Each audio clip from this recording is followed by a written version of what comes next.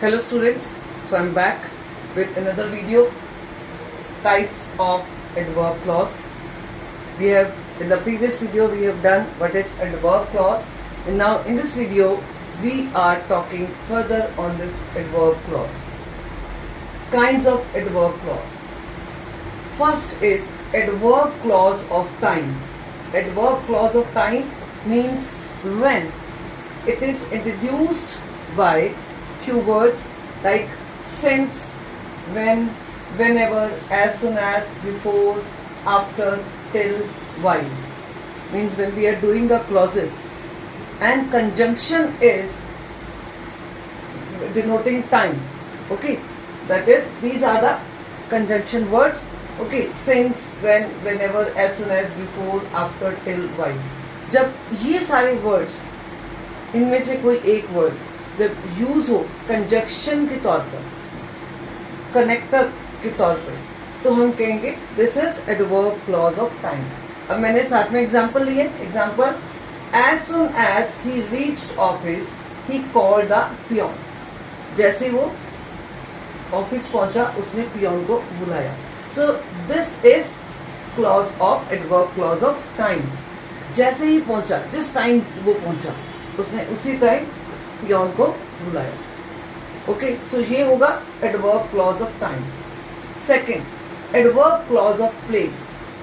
It is introduced by where, wherever. Okay, these two words, इसको क्या बोलते हैं? Adverb clause of place.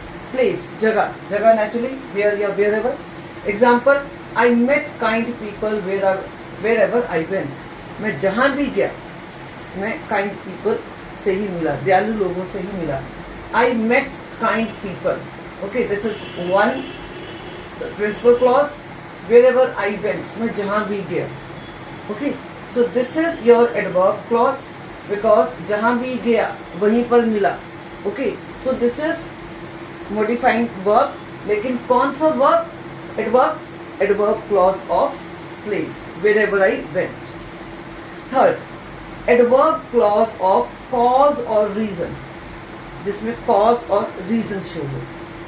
It is introduced bye because, since, as. ये words हैं जिससे हम इंट्रोड्यूस कर सकते हैं. For example, he could not run fast. वो ज्यादा तेज नहीं भाग पाया because of high fever. Reason क्या है? ओके, कॉज क्या है, रीजन क्या है? High fever. भागना था लेकिन भाग नहीं पाया. Okay, so running is actually, this run word is your verb. Okay, so adverb clause क्या होगी? जो इस वर्ब को मॉडिफाई करेगी. हाई फीवर की वजह से वो नहीं भाग पाया, तो कारण क्या बना? High fever. So this is adverb clause of cause और reason. Next, adverb clause of result और consequence. Okay, and it is introduced by these conjunctions, so that, such that. इस तरह से हम इसको इंट्रोड्यूस करते हैं. For example, he is such a great player that everyone wants him in his team. वो इस तरह का अच्छा प्लेयर है, ग्रेट प्लेयर है कि हर कोई उसे अपनी टीम में चाहता है. Okay, he is such a great player. तो ये क्या हुआ? एक रिजल्ट और कॉन्सिक्वेंस की हम बात करते हैं. ओके, कि उसका कॉन्सिक्वेंस क्या है, उसका अच्छा होने का रिजल्ट क्या है, उसका अच्छा होना का मतलब क्या है कि सब उसको अपनी टीम में लेना चाहते हैं. Okay, so this is adverb clause of result और consequence. Next, adverb clause of purpose. Okay, purpose. It is introduced by so that, in order that और दैट. जैसे example, the school invited Neeraj Chopra as chief guest so that they get popularity.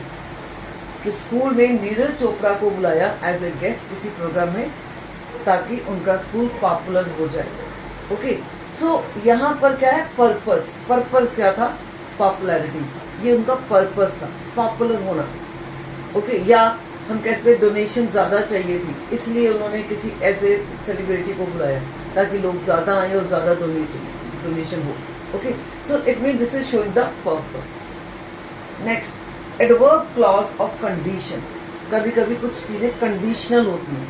Okay कैसे? It is introduced by if, unless, in case, provided that. Okay example, you can sing on stage if you get selected. ये condition है कि अगर आप select होंगे तो ही आप गाना गा सकते हैं स्टेज पर।